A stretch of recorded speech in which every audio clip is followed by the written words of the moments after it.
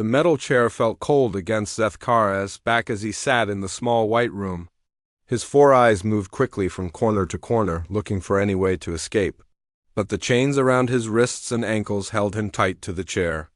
His blue skin was covered in bandages from the battle wounds he got 3 days ago. The door opened with a soft hiss. A tall human man walked in first. He wore a dark blue uniform with silver bars on his shoulders. His brown hair was cut short, and his green eyes looked calm but dangerous. Behind him came a smaller human female with blonde hair tied back in a neat way. She carried a thick data pad in her hands. "I am Captain Jake Morrison," the man said as he sat down across from Zethkar. "This is Lieutenant Amy Stone. We want to talk with you about the war."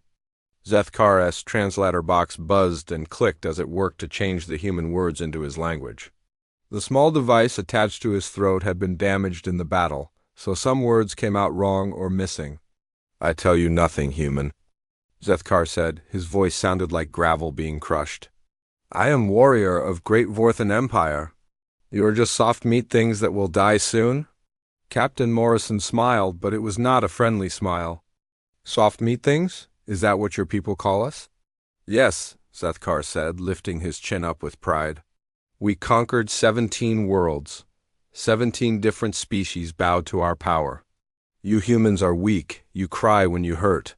You care too much about others dying. This makes you easy to beat." Lieutenant Stone put the data pad on the table between them.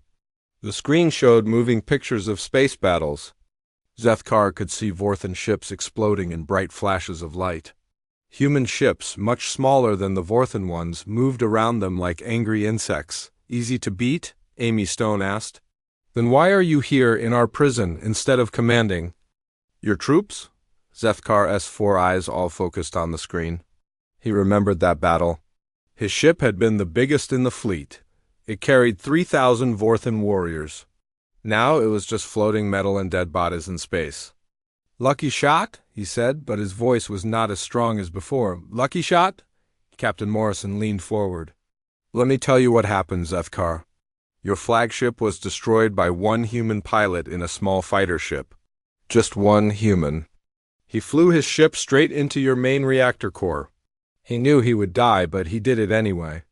"Impossible," Zethkar said quickly. "No species does that. All life forms want to stay alive. It is basic nature." "Not humans," Amy Stone said. "We do impossible things when we need to." That pilot's name was Lieutenant Danny Parker. He had a wife and 2 small children back on Earth. He knew he would never see them again. But he also knew that if he destroyed your ship, 10,000 human families would live. Zethkar's chitinous plates began to rattle. This was something his people did when they felt deep fear. He tried to stop it, but the rattling got louder. "You lie. No creature gives up life for others not related to them. It goes against all logic." "Does it?" Captain Morrison stood up and walked to the wall. "Tell me, Zethkar, how many human soldiers have you killed?" "Many," Zethkar said with pride. "Maybe 100, maybe more. They died easy, screaming and crying." "And how many humans have you seen fight?" Zethkar thought for a moment. "Thousands. In many battles across many worlds." "Then you should know," Captain Morrison turned around to face him, "that we don't die easy, and we don't stay dead in people's memories." The alien soldier felt something cold move through his body. He had been in many battles against many different species. The Krell fought with honor but gave up when they lost too many soldiers. The Nexari were smart but ran away when things got dangerous. The Bolthans were strong but followed orders without thinking, but humans were different. They fought in ways that made no sense. They would sacrifice themselves to save others they had never met. They would keep fighting even when they were dying.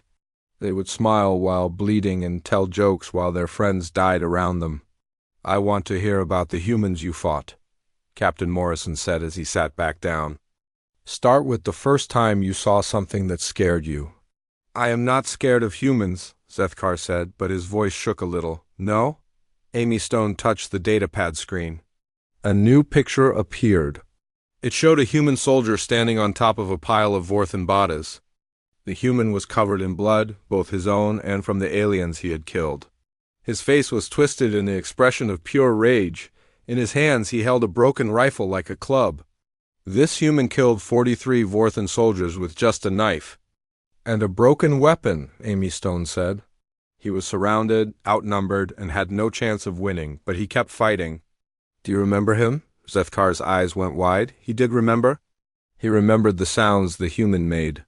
Not screams of pain or fear, but roars of anger that seemed to come from some deep, dark place inside him. He remembered how the human moved, not like a thinking creature, but like a wild animal that had been hurt and wanted to hurt back. His name was Danny Parker, Captain Morrison said. The same pilot who destroyed your ship. He survived that ground battle and became one of our best soldiers. Would you like to hear his story? Zethkar wanted to say no. He wanted to tell them to kill him now and end this talk.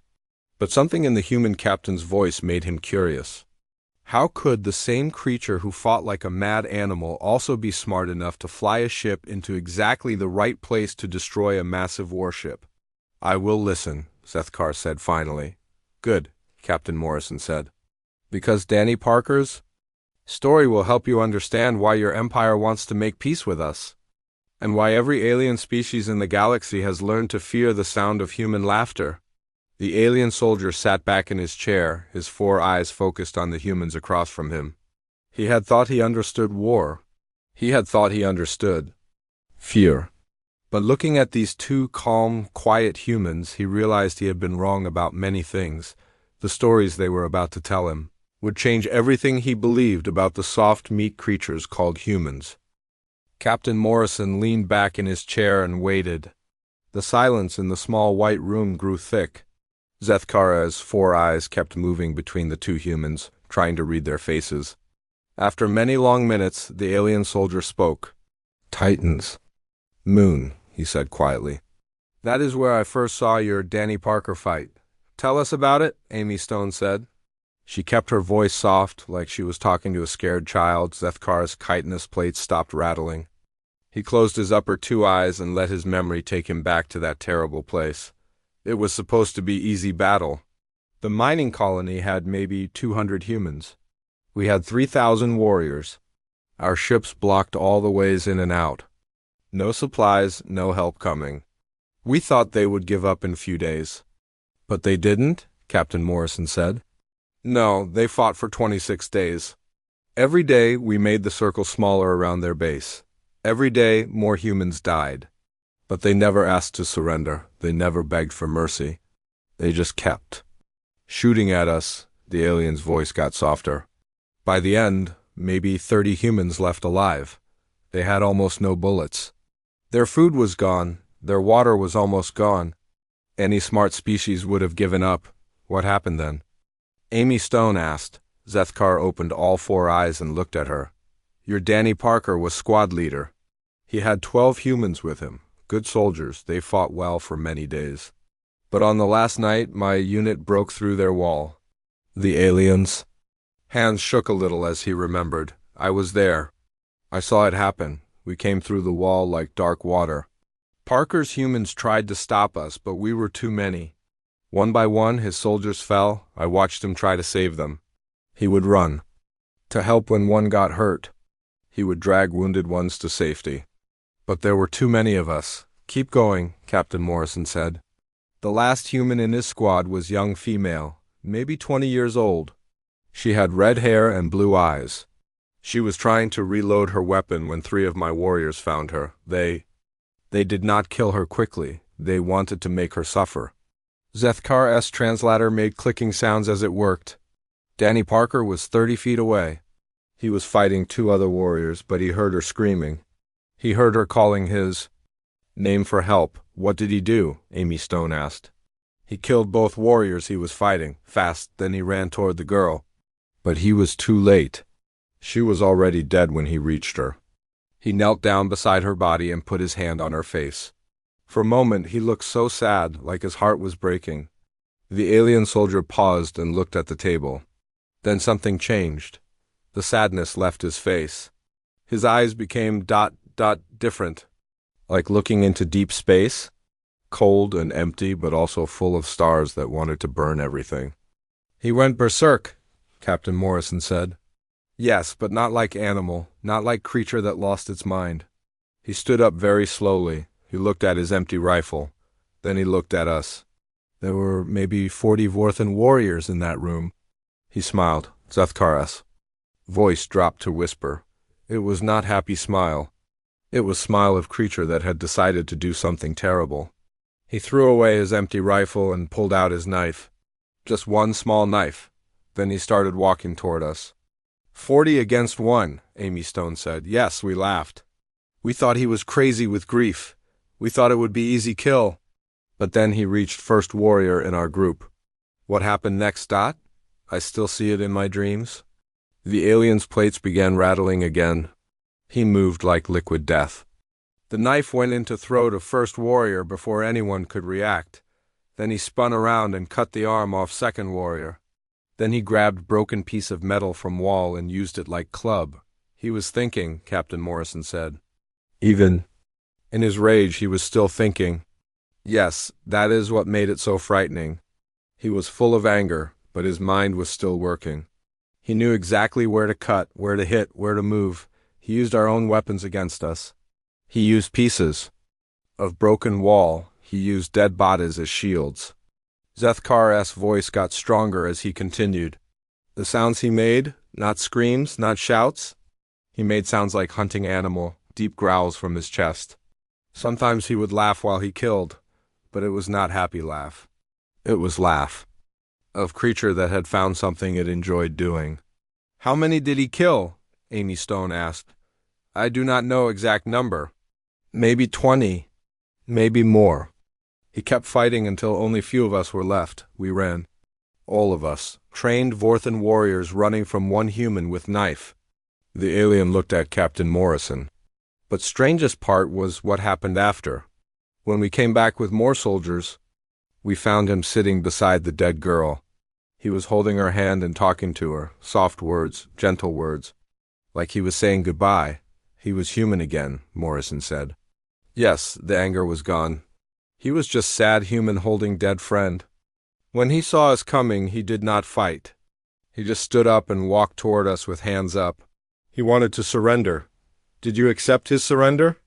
Amy Stone asked. Zethkar nodded. Yes, we were too scared to fight him again. But also, he had become different person. The killer was gone, just tired, sad human was left. What happened to him then? We put him in prison ship. But 3 days later, human rescue ships found us. There was big battle in space. Your ships won.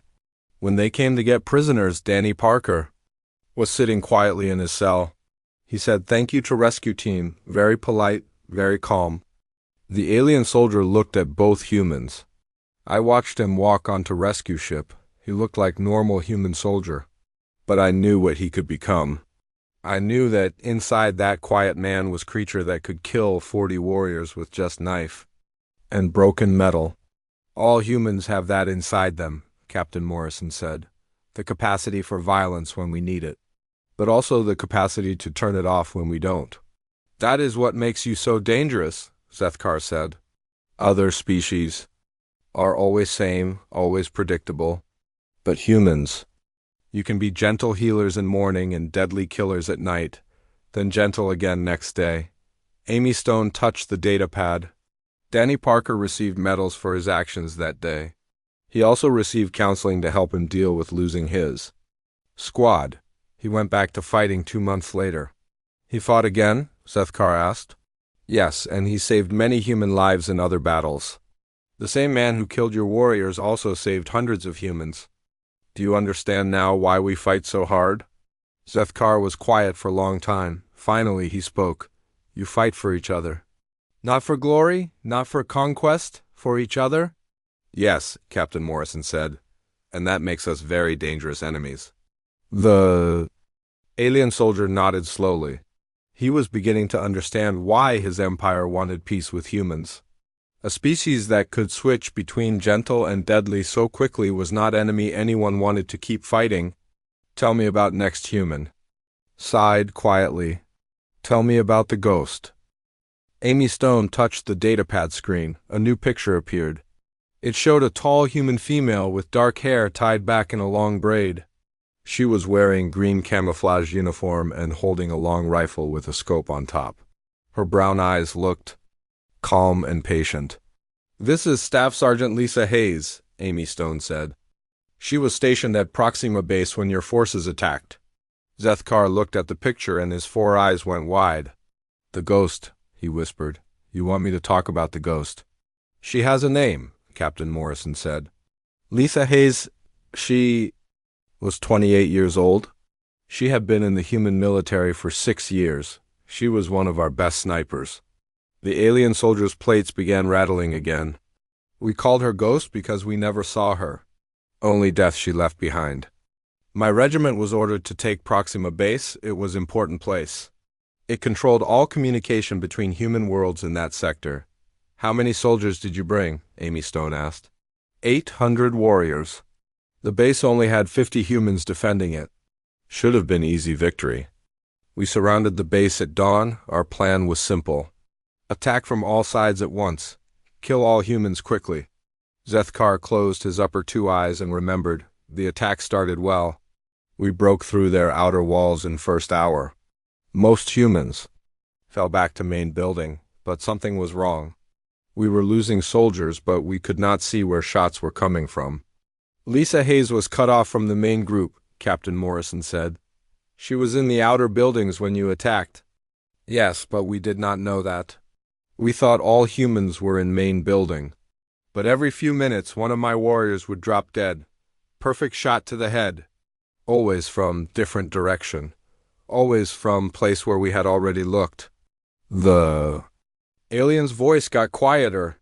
"After 2 hours we had taken the base. All humans in main building were dead or captured. But we kept losing soldiers, one every 10 minutes. Sometimes one every 5 minutes, always same way. Single shot from far. Away, always fatal." "What did you do?" Amy Stone asked. "We searched everywhere. We tore apart every building. We used heat sensors. We used motion detectors. We found nothing, but the killing continued. By end of first day, we had lost 60 warriors to invisible enemy." Zethkar opened all 4 eyes and looked at both humans.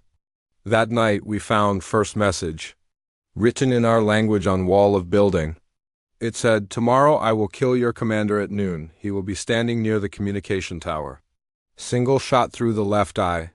Did you believe it?" Captain Morrison asked. "No, how could one human know where our commander would be? How could she promise exact time and place?" But our commander was nervous.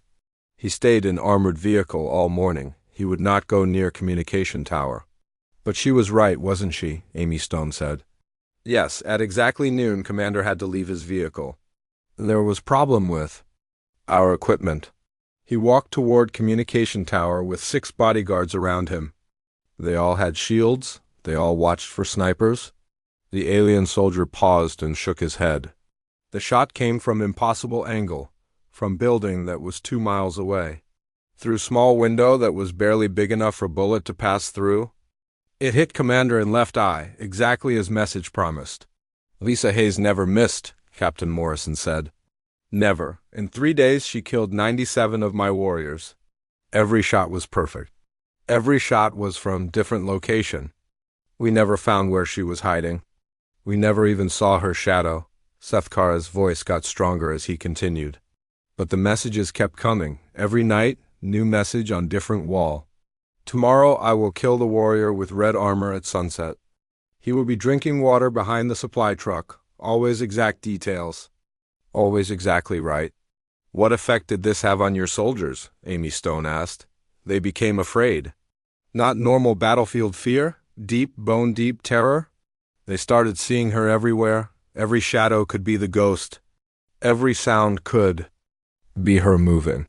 Warriors who had fought in dozen battles became scared children." "She was inside your heads," Captain Morrison said. "Yes, she understood our minds. She knew that killing us one by one would hurt us more than killing many at once. She knew that fear spreads faster than bullets." The alien looked at the picture.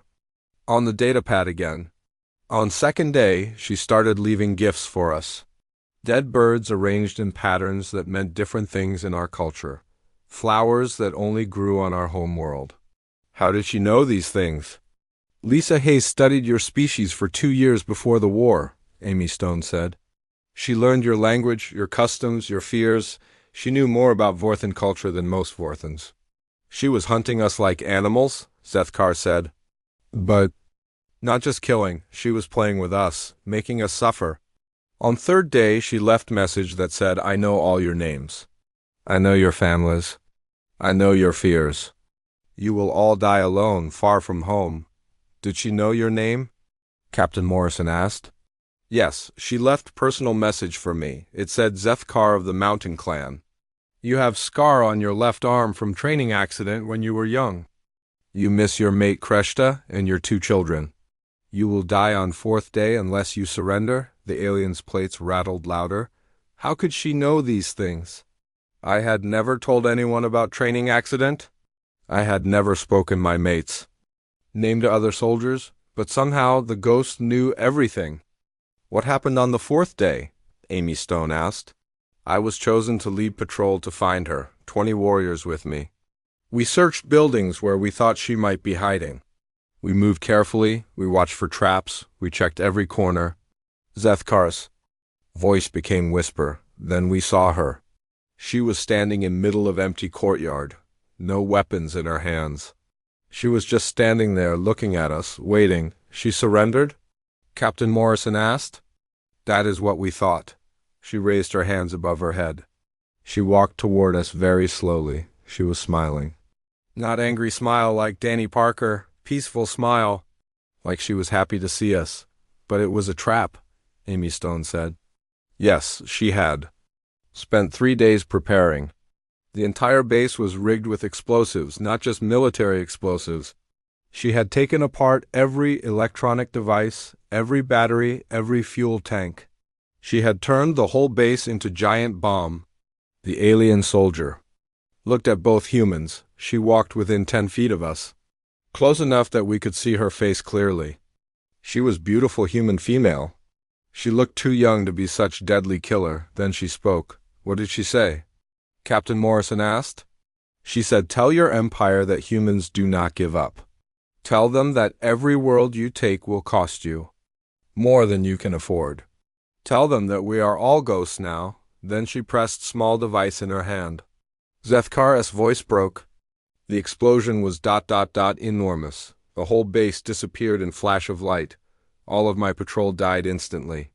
I only survived because I was thrown clear by blast wave. When I woke up, there was nothing left but smoking crater. Lisa Hayes died in that explosion, Amy Stone said quietly. Yes, but she won. My regiment was destroyed.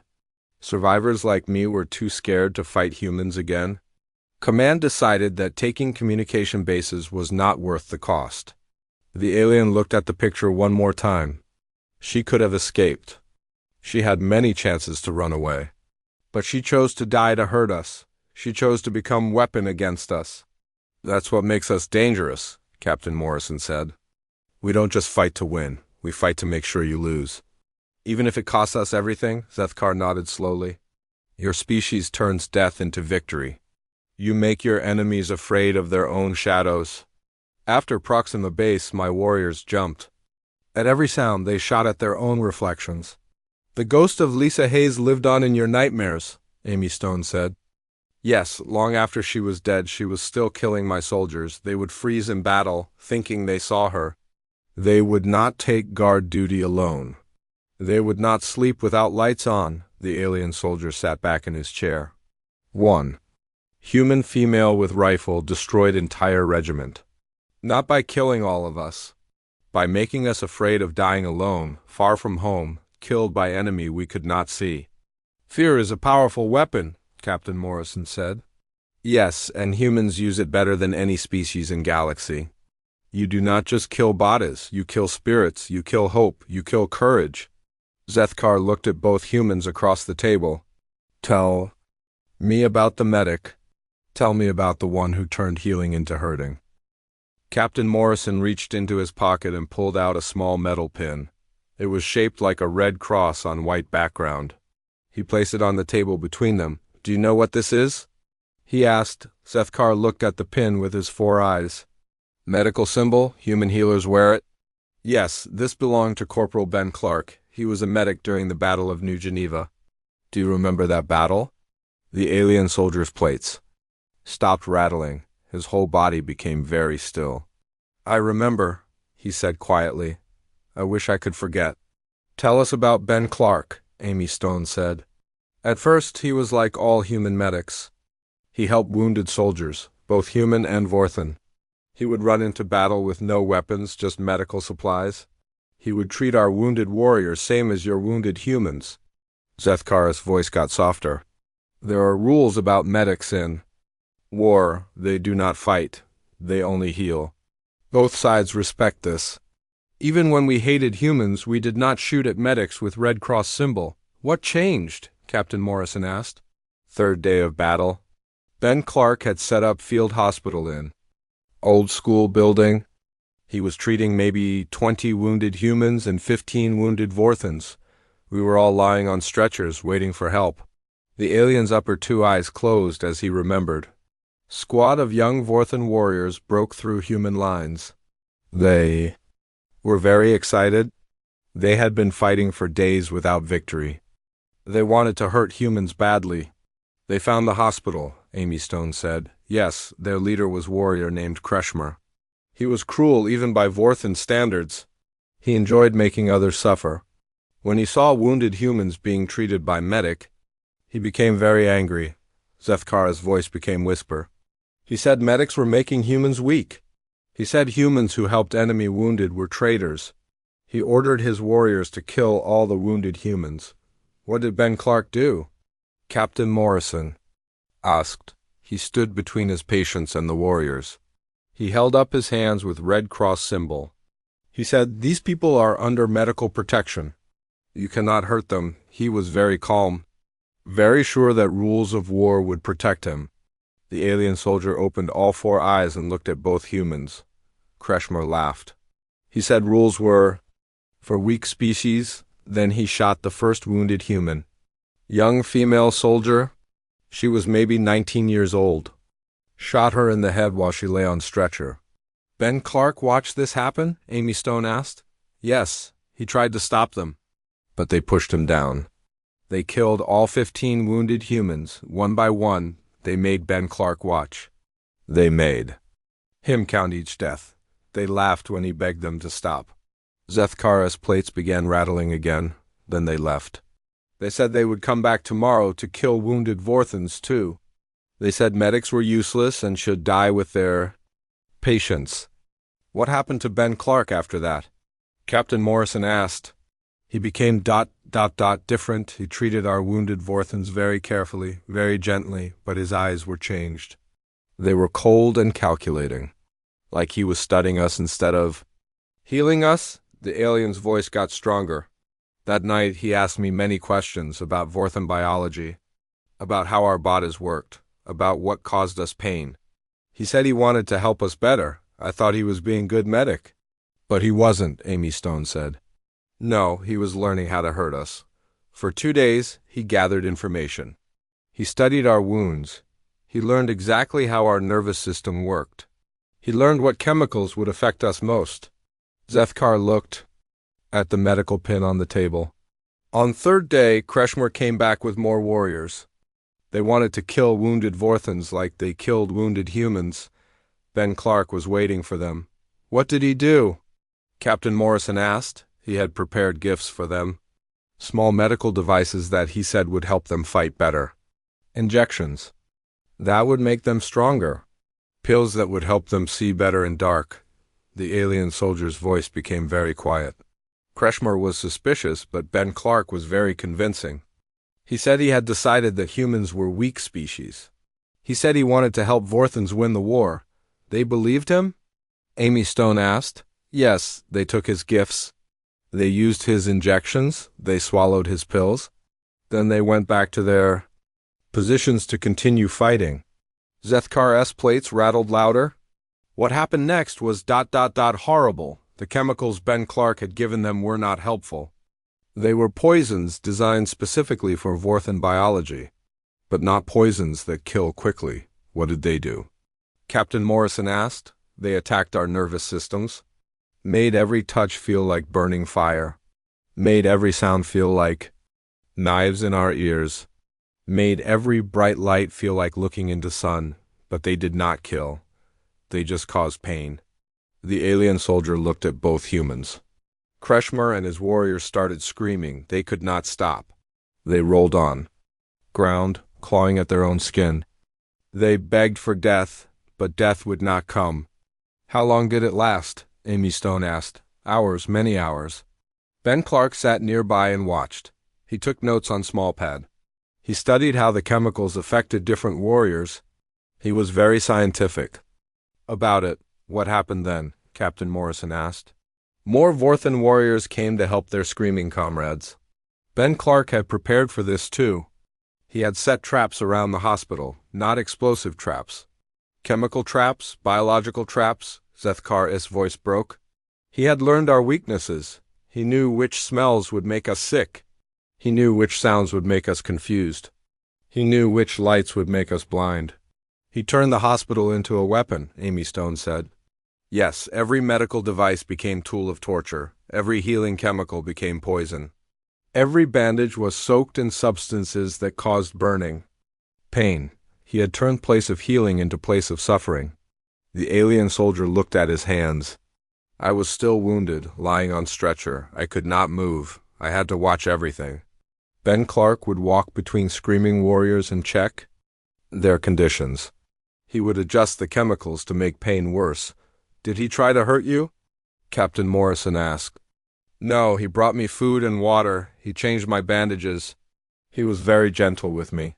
But between caring for me, he would go back to studying the suffering warriors. How did it end? Amy Stone asked. After 2 days, human rescue team found the hospital. When they saw what Ben Clark had done, they were horrified. They ordered him to stop. They said he was violating all rules of war. Zethkar's eyes focused on the medical pin. Ben Clark looked at his commanders. He said, they killed my patients. They made me watch. They broke the rules first. Then he walked over to cabinet and took out antidote. He cured them? Captain Morrison asked. Yes, he gave antidote to all surviving warriors. He treated their wounds. He gave them food and water. He was gentle medic again, like nothing had happened. The alien soldier's voice became whisper, but the change was permanent. Word spread through all Vorthan forces. The human medic who could heal or hurt as he chose. The healer who understood. Our bot is better than we did. What happened to the warriors who survived? Amy Stone asked. They never fought again. They were too afraid. They knew that any human medic they met might be like Ben Clark. They knew that humans who looked most peaceful might be most dangerous. Fear of healers, Captain Morrison said. Yes, we stopped trusting human prisoners who claimed to be medics. We stopped allowing medical exchanges. We stopped believing that any human was truly non-combatant. Zethkar looked at both humans. Ben Clark destroyed something important. He made us afraid of mercy. He made us afraid of healing.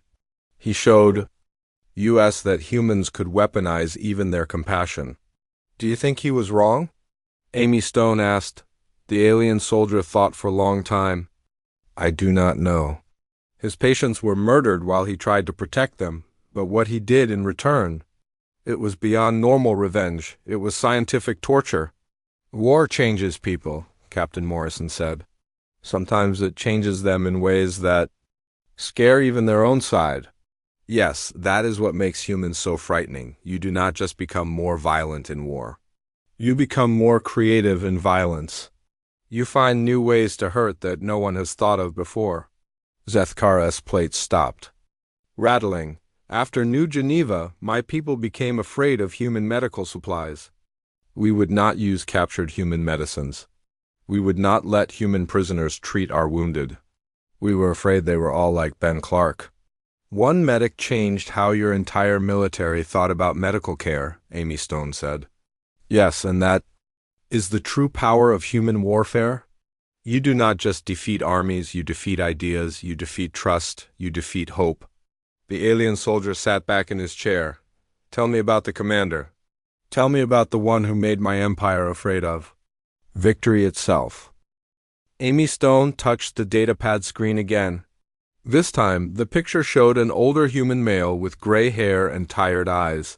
He wore a uniform with many colored ribbons on his chest. His face looked like someone who had seen too much war. Colonel Mike Turner, she said. He commanded the defense of Earth's Gate. You were there, weren't you? Zethkara's 4 eyes all focused on the picture. His whole body began to shake. I was there. I was communications officer on the flagship. I saw everything. Tell us about it, Captain Morrison said. The alien soldier took several deep breaths. Before speaking, it was supposed to be final battle of the war. My empire had gathered biggest fleet we ever built. 7,000 ships. 500,000 warriors. We were going to destroy human home system and end the war forever. How many ships did the humans have? Amy Stone asked. Maybe 800 ships, maybe less. Their fleet was much smaller than ours. We thought it would be easy victory. We thought humans would surrender when they saw our numbers. Zethkara's plates rattled softly. But your Colonel Turner was waiting for us. He had arranged his ships in strange pattern around Earth's Gate, not normal battle formation. His ships were spread out in long line like they were running away. What did your commanders think? Captain Morrison asked. They thought humans were scared. They thought Turner was making mistake. Our fleet admiral was very happy. He said, we would destroy human fleet in few hours, then move on to Earth itself. The alien's voice got quieter. As we got closer, strange things started happening. Turner's ships would fire a few shots, then retreat. They would not stand and fight like normal military. They kept moving backward toward Earth. They were leading you somewhere, Amy Stone said. Yes, but we did not understand that then. We thought they were cowards. We thought they were running away. Our admiral ordered full pursuit. He wanted to catch human ships before they could escape. Zethkar closed his upper 2 eyes. Turner had studied our tactics for many months. He knew that Vorthan fleets always attack in tight formation. He knew that our ships stayed close together for protection. He used this knowledge against us. How? Captain Morrison asked. He made our strength into weakness.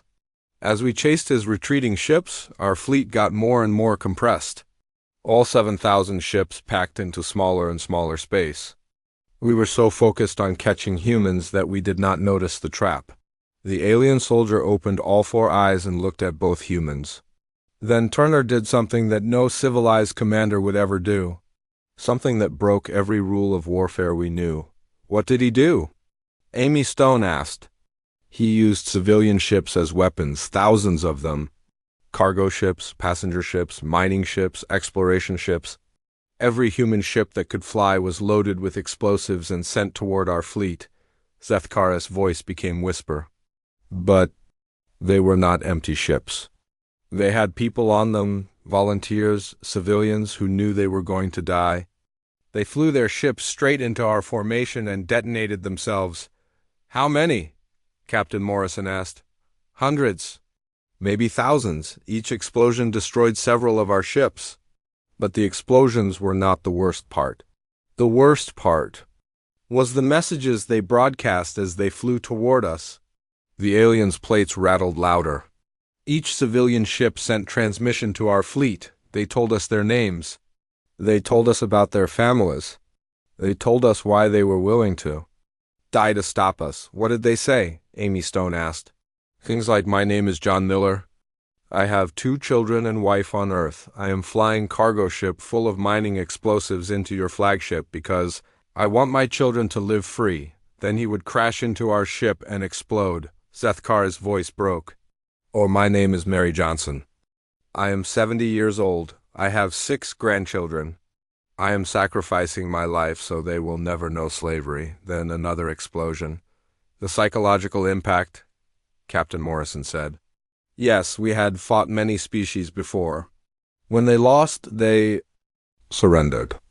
When they were outnumbered, they retreated. But humans ... Humans turned their own people into weapons. They made death into victory. The alien soldier looked at the table. After 2 hours of this, our fleet was in chaos. We had lost maybe 2,000 ships to civilian suicide attacks. But worse, our warriors were terrified. They had never seen species that would sacrifice non-combatants to win battle. What happened then? Amy Stone asked. Turner sprung the real trap. While we were dealing with civilian ships, his military ships had moved into position around us. We were surrounded, but we had been so distracted by suicide attacks that we did not notice. Zethkar's voice got stronger. Then Turner sent message to our admiral. It said, "You have seen what our civilians will do to protect their homes. Now you will see what our soldiers will do." That is when the real battle began. How was it different from other battles? Captain Morrison asked. Human ships fought like they had nothing to lose. They would ram our ships even when they had other options. They would detonate their own reactors to take out nearby Vorthan vessels. Every human ship became potential suicide weapon. The aliens' plates stopped rattling. But Turner was also broadcasting everything to other human worlds. He was showing entire galaxy that humans would pay any price to protect their freedom. He was making statement that would outlast the battle. What statement? Amy Stone asked. That humans could not be conquered. That any species that tried to enslave humanity would face extinction-level resistance. That humans would destroy themselves rather than submit to foreign rule. Zethkar looked at both humans. The battle lasted 18 hours. We lost 5,000 ships. You lost maybe 300 military ships and 2,000 civilian ships. But the numbers were not what mattered. What mattered? Captain Morrison asked. Turner had broken our will to fight. Our surviving warriors were asking questions they had never asked before. If humans would sacrifice their own civilians to stop us, what would they do if we actually conquered a human world? Would they poison their own planets? Would they destroy their own cities? The alien soldier's voice became very quiet. Word of the battle spread through our empire faster than light-speed communications. Every Vorthan world heard about the humans who turned their families into weapons. Every Vorthan commander began to wonder if conquest of humanity was worth the cost. Turner had won a psychological victory, Amy Stone said. Yes, even though the battle was tactical draw, he had achieved strategic victory. He had made my empire afraid of success. We began to realize that defeating humans in battle might be easy, but controlling them afterward would be impossible. What happened to your fleet after the battle? Captain Morrison asked. We retreated. Admiral told High Command that humans were too dangerous to fight. He said that even if we conquered every human world, we would never have peace. He said humans would spend generations planning revenge. Zethkar looked at the picture of Colonel Turner. Your commander understood something important. He understood that war is not just about destroying enemy forces. It is about destroying enemy confidence. It is about making enemy afraid of victory itself. Turner studied your species for 2 years before that battle, Amy Stone said. He learned that the Vorthans value hierarchy and order above everything else. He knew that showing you chaos and unpredictability would break your morale. Yes, he knew that seeing species sacrifice themselves willingly would terrify us. Vorthans fight for conquest and glory. We do not fight for abstract concepts like freedom. We could not understand humans who would die for ideas. The alien soldier sat back in his chair. After Earth's Gate, our empire began to question the entire war. If humans were willing to destroy themselves rather than be conquered, what was the point of conquering them? Dead humans could not serve our empire. So your leaders decided to seek peace, Captain Morrison said. Yes, Turner's gambit worked perfectly. He had shown us that humans were not worth conquering because you could not be controlled after conquest. He made us understand that victory over humanity would be worse than defeat. Zethkar's 4 eyes focused on both humans. But there is more to this story. There is reason why I am here, in this room, talking to you. There is truth behind the terror that your species creates. What truth? Amy Stone asked. The truth about why my empire sent me here. Why they wanted me to be captured. Why they are so desperate for peace that they would sacrifice one of their own warriors to get your attention. The alien soldier's voice dropped to whisper. Turner's victory at Earth's Gate was not the end of human frightfulness. It was just the beginning. After that battle, your species began to plan for something much worse. What did we plan? Captain Morrison asked. Revenge. Not just against my empire, but against every species in the galaxy that might threaten humanity in the future. You began to prepare for war that would end all wars. Zethkar looked at both humans with all four eyes. That is what I am really here to tell you. That is the message my empire sent me to deliver.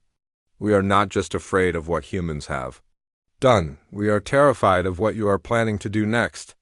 The room became very quiet. Captain Morrison and Lieutenant Stone looked at each other, then Morrison leaned forward. Tell us what you think we're planning, Zethkar. Captain Morrison leaned back in his chair and studied Zethkar for a long moment. The alien soldier was shaking so hard that his chains rattled against the metal chair. His four eyes darted between the two humans, looking for any sign of what they might be thinking. So you volunteered to be captured? Morrison said finally. You wanted us to take you prisoner.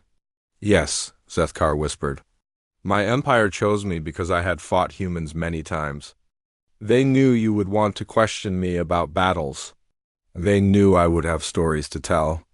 Amy Stone touched the datapad and the screen went dark. But the stories were just the beginning, weren't they? You were sent here to deliver a message.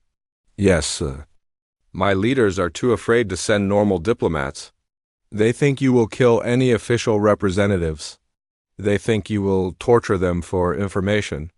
So they sent expendable soldier instead. What makes you expendable? Morrison asked, Zethkaris. Plates stopped rattling for a moment. I have no family, no mate, no children. If you kill me, no one important will mourn. But if you let me live, I can carry message back to my people. What message are you supposed to deliver? Amy Stone asked. I am supposed to learn what humans plan to do next. I'm supposed to find out if the rumors are true. I am supposed to discover if humanity is really planning the Great Hunt. Morrison and Stone looked at each other. Neither spoke for several seconds. Finally, Morrison turned back to the alien. Tell us about these rumors, Zethkar. The alien soldier took a deep breath. After Earth's Gate battle, strange reports began reaching our empire. Ships from other worlds were disappearing. Not just military ships, exploration ships, trade ships, research ships. Ships from which worlds? Amy Stone asked. All of them. Krell merchant vessels vanishing near their outer colonies. Nexari science. Ships going missing in deep space. Bothan patrol craft failing to report back from routine missions. Zethkaris' voice got quieter. At first, our leaders thought it was normal space piracy. Or maybe equipment failures. But the pattern was wrong. Too many ships? Too many different species? All disappearing in areas where humans had been seen. What did your intelligence services conclude? Morrison asked. They concluded that humans were hunting, not fighting wars. Not conquering territory, just daunting, taking ships and crews to study them, learning weaknesses, preparing for something bigger. The alien looked at both humans with all four eyes. But there were other rumors too, worse rumors. Stories about human ships appearing in systems where they had no business being. Human agents asking questions about military capabilities. Human scientists studying alien biology. What kind of questions? Amy Stone asked. Questions about how many ships each species could build, how fast they could replace losses, what their populations were, what their homeworlds looked like, what they needed to survive? Zethkaris' plates began rattling again. It was like humans were making lists. Catalog of every species and galaxy, with details about how to hurt them most efficiently. Morrison stood up and walked to the wall. These are just rumors, Zethkar, stories told by frightened people. Why should we care what your empire thinks we might be doing? Because the rumors match what we know about human nature, the alien said quickly. You do not forgive. You do not forget. Species that attack you always pay price eventually? Give us an example, Amy Stone said. The Krell, they raided 3 human colonies early in the war. Killed maybe 1,000 humans total, small attacks. Not important strategic targets. Most species would forget about such minor raids. Zethkar's voice got stronger. But 6 months later, human fleet appeared at main Krell military base. They did not attack the base. They did not try to conquer it. They just destroyed it completely. Turned it into space dust, then they left. Sounds like normal military retaliation, Morrison said. No, normal retaliation would be to attack equivalent target. Human colony for Krell colony. But humans destroyed military base that was 10 times more valuable than the colonies that were raided. They sent message that any attack on humans would be repaid 10 times over. The alien soldier looked at the table. That is when other species began to understand. Humans do not fight for territory or resources. You fight to teach lessons. You fight to make sure no one ever attacks you again. What lesson do you think we taught? Amy Stone asked. That attacking humanity is always net loss. That even successful raids against human targets will cost more than they gain. That humans remember every slight and repay every debt. Zethkar's 4 eyes focused on Morrison. But there are newer rumors now. Rumors that humans are not satisfied with defensive victories. Rumors that you are planning offensive campaign against every species that participated in this war. What kind of offensive campaign? Morrison asked. Complete elimination, not conquest. Not subjugation, extinction, starting with my empire, and working through list of every species that ever killed humans. The alien's voice became desperate. The rumors say that humans have decided that galaxy is too dangerous as long as hostile species exist. That you plan to solve the problem permanently. By removing all potential threats. Amy Stone leaned forward. And you believe these rumors? I have seen what humans do in battle. I have seen how you think about warfare. You do not just defeat enemies. You make sure they can never threaten you again. You are thorough. Morrison returned to his seat. Tell us what your empire is offering. Complete surrender. Withdrawal from all territories we took from other species. Reparations to every world we damaged. Our entire military fleet will be scrapped. Our weapons factories will be destroyed. Zethkar's plates rattled faster. In exchange, we ask only that you leave us alone. That you mark Vorthan space as neutral territory. That you promise not to hunt us when you begin your campaign against other species. You're asking us to spare your species while we supposedly exterminate others, Amy Stone asked. Yes, we know it is a selfish request. But my people are desperate. They would rather be cowards who live than heroes who die. Morrison and Stone looked at each other again. This time, Stone nodded slightly. Zethkar, Morrison said, we're going to tell you something that might surprise you. Humanity has no plans for a great hunt. We have no list of species to exterminate. We're not planning offensive campaigns against anyone. The alien soldiers. 4 eyes went wide. But the missing ships. The human agents asking questions, the pattern of disappearances. Standard intelligence gathering, Amy Stone said. We want to know who might attack us next so we can be prepared, but we're not planning to attack them first. You are not planning revenge? Zethkar asked. We're planning defense, Morrison said. We're making sure that if anyone attacks humanity, again, we'll be ready, but we don't start wars, we finish them. The alien sat back in his chair looking confused. Then why are all the species so afraid? Why do they think you are planning great hunt? Morrison smiled, and this time it was a real smile, because that's exactly what we want them to think. If every species in the galaxy believes that attacking humanity means eventual extinction, then no one will attack humanity. Fear as deterrent, Amy Stone said. It's much more efficient than actually fighting wars. If everyone is too scared to start a war with us, then we never have to fight. Zethkar's plates stopped rattling completely. You are using our own imagination against us. You are letting us scare ourselves. The best weapon is the one you never have to use, Morrison sighed. If the galaxy thinks we're monster species that hunts down enemies for sport, Then we'll never have to prove whether that's true or not. The alien soldier looked at both humans with something like respect in his 4 eyes. You have weaponized your own reputation. You have turned the stories we tell about you into tool of war. Every species in the galaxy will think twice before attacking humans now, Amy Stone said. They'll remember the stories you've told us today. They'll wonder if they want to risk becoming the next cautionary tale. But what about my Empire's offer of surrender? Zethkar asked. Morrison stood up again. We'll accept it. Your Empire will withdraw from conquered territories and pay reparations. In exchange, we'll guarantee that human forces will never enter Vorthan space without invitation. And the other species? The ones who also fought against humanity? They can make their own deals, Amy Stone said. If they want to guarantee their safety, they know what they need to do. Complete surrender and reparations, Zethkar nodded slowly. You have given them choice. Submit voluntarily or live in fear of the great hunt that might never come. Smart species will choose submission, Morrison said. Stupid species will choose fear. Either way, humanity wins. The alien soldier sat quietly for several minutes, processing what he had learned.